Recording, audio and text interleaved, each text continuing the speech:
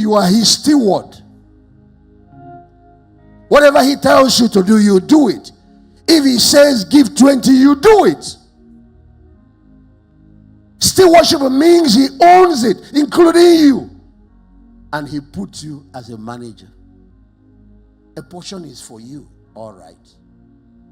But you hold it in trust for him.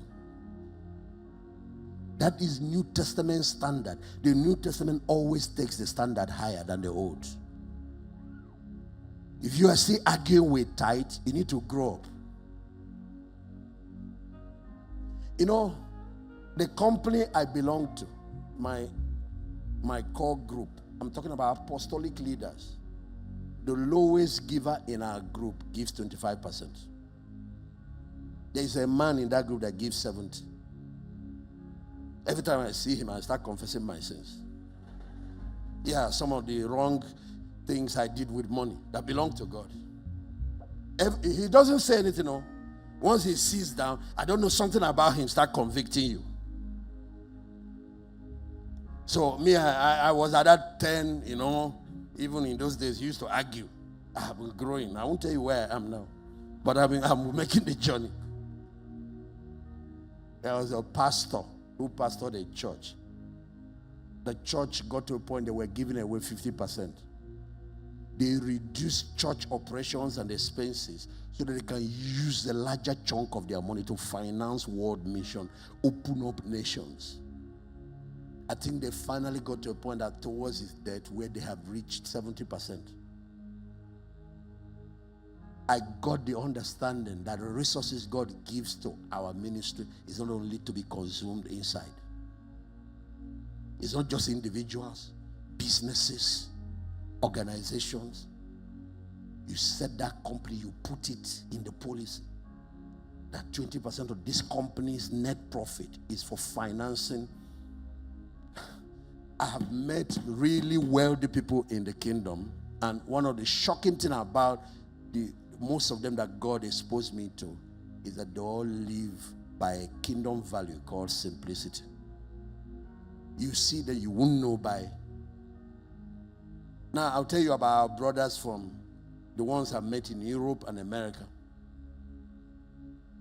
It's a very good friend of mine, a mentor of mine called James Forline, you know, and he took me to show me certain things. You see, God needs a remnant to show it so that others can wake up. I met people who helped to wake me up. This young boy was 28 when God gave him a breakthrough idea.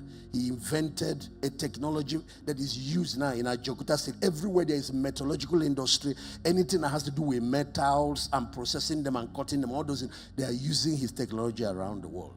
He was 28. By the time he was 30, he had started making millions. He patented it. And he makes these millions on daily and weekly basis in dollars. He called his pastor. They brought 4 other men, there were 5, and they created a board. And he wrote away 100% of that for financing missions. The pastor said no. One day your children will grow up and they will wonder if somebody deceived you. And none of us told you to do what you are doing. He said keep 10% for your generation, for your children. So the only thing he is taking out of that is, I'm talking about millions of dollars on weekly basis.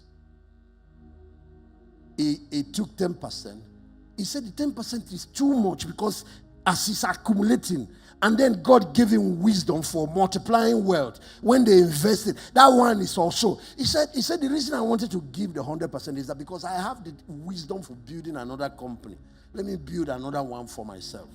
Let this board manage this one.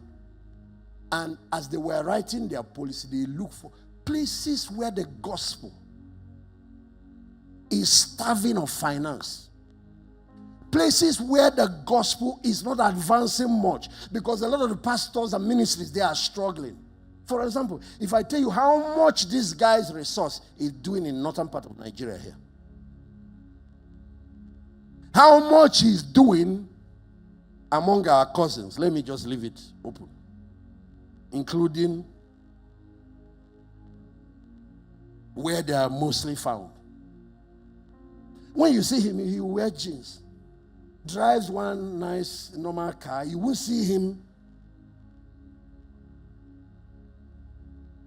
So it's 10% that he now kept for himself.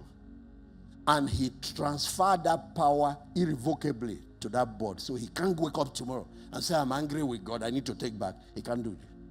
It's irreversible. And I began to meet people like that. Those who will say their own, to help build Bible schools, to help. I remember when I was building the first library, I was the president of the fellowship. There's this group, Hands for Christ. They just write them. They send you containers of books, all paid for. That's what they do. I see a former Reverend Father here. How are you, sir? You will be my friend. I heard your testimony. I hope things have improved. If those things still exist, we need to change it. You see what I'm saying? We are co-laborers with God. We don't just wait, let God do it, and let his child die. But there's a reason why I pointed at you. He will tell you that sometimes a church exists in your village. All they have to do is design a church building, post it to certain site. The money comes and the site church is built. And sometimes the priest never gets to meet the man who funded this. A priest needs to go for certain higher trainings, maybe travel abroad, go for certain whatever. He doesn't have the money to. There are certain people who dedicated themselves to financing. They had those, their own is education. Ladies and gentlemen, we need to grow up now.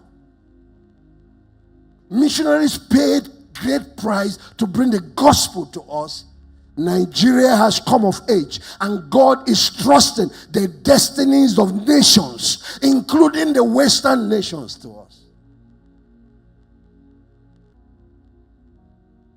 I love what Museveni said to the intercessors of Africa in Uganda. He called them.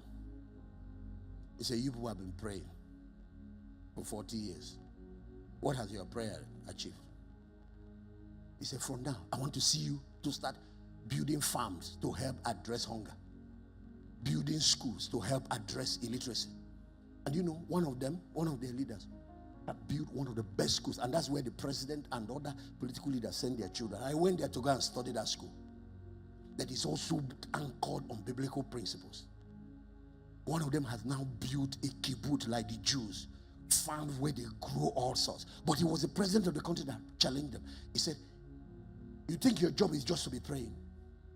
When you pray, you download insights. Then you act on those insights to create results. In communion, you see what happens between a husband and wife. When they do that, their communion, something drops from the husband into the woman.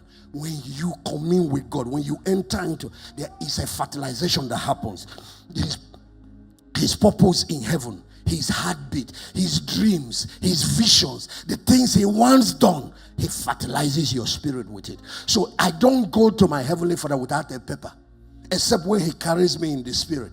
The moment I come back into my body, first thing I look for is paper to put those things. He said that don't let God talk and he flies away. You don't document. He impregnates me. Those things are the things I now take. You begin to add action. There are some I check. The timing is not here. It's for later.